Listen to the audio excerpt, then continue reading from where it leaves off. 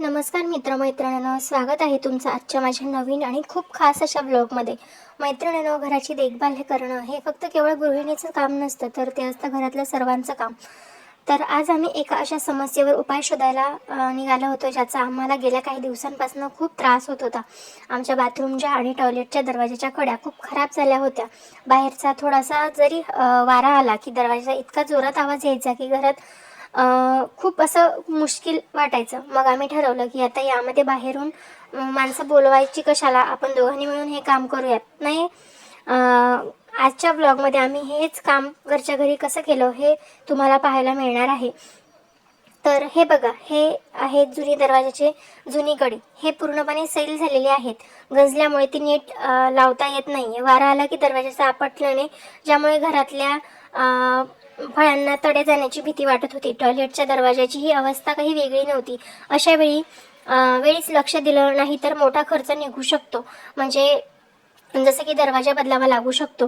त्याचमुळे आम्ही कालच मार्केटमधून या नवीन आणि मजबूत कड्या विकत आणल्या आणि कामही स्वतःच करण्याच्या मार्गाला लागलो. मोठा उद्देश म्हणजे बचत. जर आम्ही यासाठी कार्पेंटरला फोन केला असता तर येण्या जाण्याचा खर्च आणि त्याची मजुरी धरून 300-400 रुपये तरी सहज खर्च झाला असता. पण आता आमचा खर्च फक्त साहित्याचा झालाय. गृहिणी म्हणून आपण प्रत्येक गोष्टीची बचत कशी करतो यावर विचार करतो आणि अशा छोट्या कामातून होणारी बचत नक्कीच आनंद देऊन जाते. आता कामाला सुरुवात केली आम्ही. मिस्टरांनी जुन्या कड्यांची स्क्रू काढायला सुरुवात केली. मी त्यांना लागणारी हत्यारं, स्क्रूड्रायव्हर आणि नवीन खिळे काढून देत होते. आमच्या संसाराचं हेच सूत्र आहे, कोणतंही काम असो आम्ही ते मिळून करतो. यामुळे काम लवकर तर होतच, पण कामाचा ताणही कोणावर एकावर येत नाही. मिस्टर तांत्रिक बाजूनी सांभाळून घेतात आणि मी त्यांना मदत करते. ही जी साथ असते ना, तीच संसारात अधिक सुखकर असते. जुने स्क्रू काढल्यानंतर तिथे थोडा कचरा गंजलेला साचलेला होता, तो मी व्यवस्थित साफ करून घेतला. नवीन कड्या बसवताना तो योग्य उंचीवर येण्याची गरज असते, नाहीतर कडे अडकवताना त्रास होतो. मिस्टरांनी पेन्सिलने मार्क करून घेतले आणि त्यांना नवीन होल पाडून कड्या अगदी फिट बसवून घेतल्या. बघू शकताय.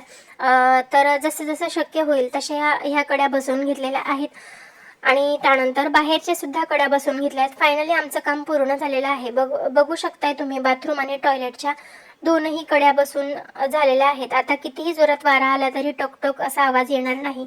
आम्ही दोन्ही दरवाजे सुरक्षित करून घेतलेले आहेत. सर्वात महत्त्वाचं म्हणजे अर्धा पाऊण तासात पूर्णपणे काम पूर्ण झालेलं आहे. घरच्या कड्या तर आम्ही बदलल्या, पण त्यानंतर मिस्टरांनी अजून एक महत्त्वाचं काम हाती घेतलं. आमच्या रिक्षामधला जो गाण्यांचा टेप होता तो गेल्या काही दिवसांपासून बंद पडला होता. रिक्षामध्ये बसून तो नीट करणं अवघड वाटत होतं, म्हणून मिस्टरांनी तो टेप पूर्णपणे रिक्षामधून बाहेर काढून घरी आणला. आजच्या ब्लॉगमध्ये मी तुम्हाला दाखवणार आहे की त्यांनी एकट्याने घरच्या घरी तो टेप कसा व्यवस्थित केला. हे बघा, मिस्टरांनी हा टेप पूर्णपणे उघडून समोर ठेवलेला आहे. त्यांना तांत्रिक कामाची खूप आवड आहे. त्यांनी तो चांगल्या पद्धतीने जाम सुद्धा करून घेतला. रिक्षामध्ये टेप बंद पडल्यामुळे प्रवास करताना खूप शांत वाटायचं. बाहेर जर टेप दुरुस्ती करायला दिला असता तर इलेक्ट्रिशियनने कमीत कमी 400 ते 500 रुपये घेतले असते. फक्त सर्व्हिसिंगचे आणि रिपेरिंगचे मागितले असते. पण माझ्या मिस्टरांचा स्वभाव असा आहे की कोणत्याही वस्तू खराब झाली की ती स्वतः नीट करण्यात प्रयत्न करतात. तुम्ही इथे बघू शकता, टेपचा आत खूप खराब बारीक वायर्स आणि सर्किट्स बोर्ड आहेत. मिस्टरांनी एक एक वायर तपासायला सुरुवात केली. काही वायर्स गरम झाल्यामुळे वितळल्या होत्या, तर काही ठिकाणी लाइटिंग कनेक्शन सुटले होते. त्यामुळे शोल्डिंग करून गरम करून ते व्यवस्थित वायर पुन्हा नीट करून घेतल्या आणि त्यांचा टेप वगैरे नीट झाला. आता वळूया माझ्या आवडत्या भागाकडे. ही बघा, आता ही आहे एक साधी प्लायची रॅक आहे. दिसायला अगदी कोरी आहे, रखरखीत वाटते, पण आता मी हिचं पूर्ण लुक बदलणार आहे. यासाठी मी हे एक वॉलपेपर घेणार आहे. तो वॉलपेपर यावरती लावून आणि त्याचा कलर कसा बदलू शकतो याचा मी विचार करणार आहे. त्याआधी तुम्हाला काळजी घ्यावी लागणार आहे. वॉलपेपर लावताना काही गोष्टींची खूप काळजी घ्यावी लागते, तर ते आकर्षक दिसते. पहिली टिप म्हणजे लाकडाचा पृष्ठभाग पूर्णपणे कोरडा आणि स्वच्छ हवा. जर त्यावर धूळ असेल तर वॉलपेपर काही दिवसातच निघून जातो. दुसरी महत्त्वाची गोष्ट म्हणजे वॉलपेपर लावताना घाई करायची नाही. एका हाताने हळूहळू कागद सोडायचा तर दुसऱ्या हाताने एका कपड्याने प्रेस करून घ्यायचं. तर बघू शकताय, मी आधी माप वगैरे व्यवस्थित घेतलं आणि त्यानंतर मग चिकटवायला सुरुवात केली. तर एकही बबल्स राहणार नाही. एकही एअर बबल्स राहिला तर फिनिशिंग खराब होते. तुम्ही बघू शकता जसा जसा हा वॉलपेपर बघतोय तसा तसा साध्या प्लायचं रूपांतर एकदा मस्त असा ब्रँडेड फर्निचरमध्ये होतं. हे बघून इतकं समाधान वाटतंय घरातल्या इतरही वस्तूंना असाच नवीन लुक द्यावा. बघू शकताय तुम्ही या पद्धतीने मी सगळं व्यवस्थित चिकटवून घेतलं. खरं तर मैत्रिणींनो, हा व्लॉगचा उद्देश हाच आहे की जर तुम्ही थोडंसं कौशल्य असेल, तुम्ही प्रयत्न केलात तर तुम्ही कोणतीही गोष्ट अशक्य नाही. मिस्टरांनी घरातल्या गोष्टी नीट केल्या, मीही त्यांना मदत केली. हा व्लॉग तुम्हाला मिस्टरांना दाखवा आणि त्यांना कसा वाटतो हे सुद्धा मला कमेंट करून नक्कीच सांगा. बघू शकता या पद्धतीने मी पूर्णपणे सगळं चिकटवून घेतलं आणि त्यानंतर याला पूर्णपणे वेगळा असा लुक आलेला आहे. त्याचे कोपरे व्यवस्थित लावून घेतले, चिकटवून घेतले, त्यामुळे काय होतं फिनिशिंग व्यवस्थित येते आणि दिसायलाही याचा लुक खूप सुंदर दिसतो. बाहेरून माणूस बोलवणं, स्वतः डोकं चालवून काम केलं तर पैशांची मोठी बचत होते. एकत्र काम करण्याचा आनंद आणि मिस्टरांनी त्यांचे तांत्रिक कामं केल्याने घरातलं सजवणंही खूप सोपं होतं. जेव्हा नवरा बायको मिळून काम करतात तेव्हा घराची शोभा वाढते, पण कामाचा आनंदही द्विगुणित होतो. बघू शकताय तर या सगळ्या गोष्टी आम्ही करून घेतल्या. पण ह्या रॅकला नवीन लुक कसा येतो हे सुद्धा तुम्हाला पुढे बघायला मिळणारच आहे. कोणतेही काम परफेक्ट होण्यासाठी त्याचा मोजमाप अचूक असावं लागतं. मी आता टेपच्या साहाय्याने या रॅकच्या वरच्या भागाची, बाजूच्या फळ्यांची, मध्यभागाची, कापाची लांबी रुंदी मोजून घेते. वॉलपेपर कापतानाही मी नेहमी अर्धा इंच जास्तीच ठेवते, जेणेकरून तो कड्यांकरून व्यवस्थित दुमडून येईल. घाईघाई कापण्यापेक्षा शांतपणे मोजून कापले तर कधीही चांगले, कारण एकदा का वॉलपेपर चुकीचा कापला गेला की तो वाया जातो. बघा मी आता अगदी रेषेत हा वॉलपेपर चिकटून घेते आहे, म्हणजे माप घेऊन घेते आहे आणि त्यानंतर तो चिकटवणार आहे. आता येतोय तो महत्त्वाचा भाग, म्हणजे वॉलपेपर चिकटवणं. हा वॉलपेपर सेल्फ एडेक्स्टिव्ह आहे, म्हणजे आता याला मागच्या बाजूला डिंक असतो. मी वरच्या कोपऱ्यावरून सुरुवात करते. एका हाताने मागचा भाग हळूहळू कागद ओढून घेईल आणि त्यानंतर हा चिकटवेल. बघू शकताय तुम्ही इथे मी थोडासा भाग काढून घेतला आणि त्यानंतर तो वरती चिकटवून घेतला आणि त्यानंतर पाठीमागचा कागद कापून घेईल, म्हणजे काढून घेईल. एका हाताने मागचा कागद हळूहळू ओढायचा आणि दुसऱ्या हाताने कपड्याने तो प्रेस करायचा. बघू शकता या पद्धतीने. एकही हवेचा फुगा राहता कामा नये. जर हवेचा फुगा राहिला तर फिनिशिंग खराब होतं. तुम्ही बघू शकता जसा जसा हा वॉलपेपर लाकडाला चिकटतोय तसा तसा वॉलपेपर बसतोय, तसा तसा रॅकला एक चकाकी येते. वॉलपेपर दिसायला तर छान दिसतोय, पण तो दीर्घकाळ टिकावा यासाठी कडांनी निघू नये म्हणून मी एक छोटीशी ट्रिक वापरणार आहे. ती मी तुम्हाला पुढे दाखवेनच. त्यासाठी तुम्हाला व्हिडिओ शेवटपर्यंत बघायचा आहे.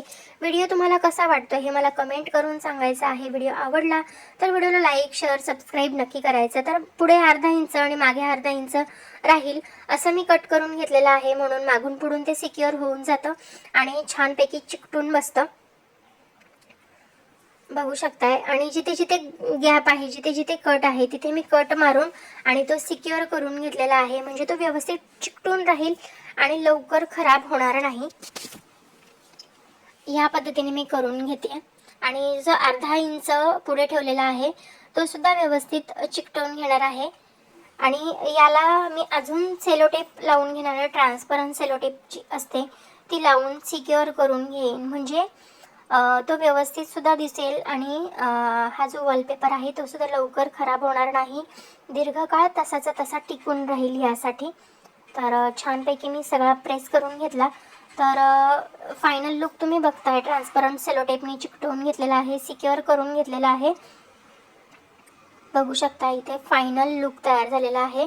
आता रॅकचा सांगाडा तयार झालेला आहे, पण तिला अजून मनमोहक करण्यासाठी मी शिलाईच्या मशीनचा वापर करून, माझ्याकडे एक गुलाबी रंगाची साडी आहे, तिला शिवून मी एक पडदा बनवणार आहे. माझ्याकडे एक गुलाबी रंगाची साडी होती. गुलाबी रंग आणि वॉलपेपरचा रंग कॉम्बिनेशन अगदी उठून दिसणार आहे. मी रॅकच्या उंचीप्रमाणे साडीचा गोळ कापून घेतला. आता मशीनवर एक छान चुन्या पाडून पडदा शिवते. विशेष म्हणजे या पडद्याच्या खाली मी छान झालर लावणार आहे. झालर लावल्यामुळे रॅकला एक नवी शाही आणि गोंडस लुक येईल. शिलाई मशीन चालवताना हा आनंद वेगळाच असतो, कारण आपण आपल्या हाताने काहीतरी नवीन तयार करत असतो आणि तो आनंद काही वेगळाच असतो, बघू शकताय. तर मंडळी, आजच्या व्लॉगमध्ये तुम्ही पाहिलं की आम्ही घरच्या कड्या बदलल्या, मिस्टरांनी रिक्षातला टेप घरी आणून एकट्यानं कसा दुरुस्त केला आणि शेवटी मी या रॅकचा मेकओव्हर कसा केला. आज मी सर्व कामं करून आम्हाला खूप आनंद झाला, कारण यात आमची मेहनत आणि एकमेकांची साथ होती. तुम्हाला माझा हा DIY रॅकचा आयडिया आणि मिस्टरांची मेहनत कशी वाटली कमेंट करायला अजिबात विसरू नका. तुमच्या कमेंट वाचायला मला खूप आवडतं. व्हिडिओ कसा वाटला हे नक्कीच सांगा. जास्तीत जास्त शेअर करा आणि आपल्या चॅनलवर नवीन असाल तर सबस्क्राईबसुद्धा नक्की करा आणि व्हिडिओ शेवटपर्यंत नक्की बघा, कारण अजून खूप आहे व्हिडिओमध्ये बघण्यासारखं.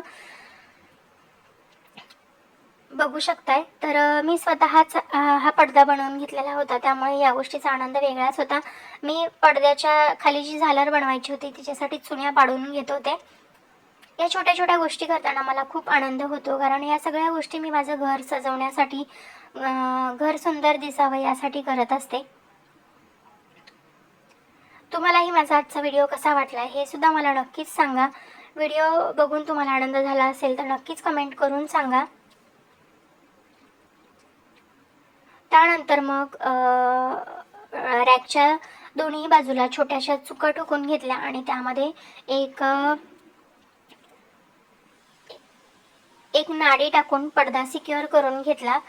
तर तुम्हाला कसा वाटला हे सुद्धा मला कमेंट करून नक्की सांगा. बघू शकता अगदी प्रॉपर उंचीचा आलेला आहे, त्यामुळे खरंच खूप छान वाटतंय. फायनल लुक सुद्धा मी तुम्हाला दाखवणार आहे. फायनली बघा, ही नवीन रॅक, वॉलपेपरची फिनिशिंग, तो गुलाबी पडदा आणि खालची ती सुरेख झालं, किती सुंदर दिसतंय ना सगळं. हे तुम्हाला पुढे बघायला मिळणार आहे.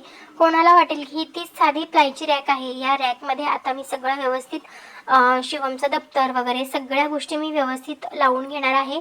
बघू शकताय फायनल लुक. तर सगळं दप्तर वगैरे लावून घेणार आहे. तर तुम्हाला ही रॅक कशी वाटली हे मला कमेंट करून नक्कीच सांगा. 1000-1200च्या खाली आजचा खर्च आम्ही वाचवलेला आहे. तर मंडळी, आजचा व्लॉग पाहिला तुम्हाला कसा वाटला हे मला कमेंट करून नक्कीच सांगा. व्हिडिओ आवडला असेल तर लाईक, शेअर, सबस्क्राईब नक्की करा. चला तर मग भेटूया, तोपर्यंत बाय बाय.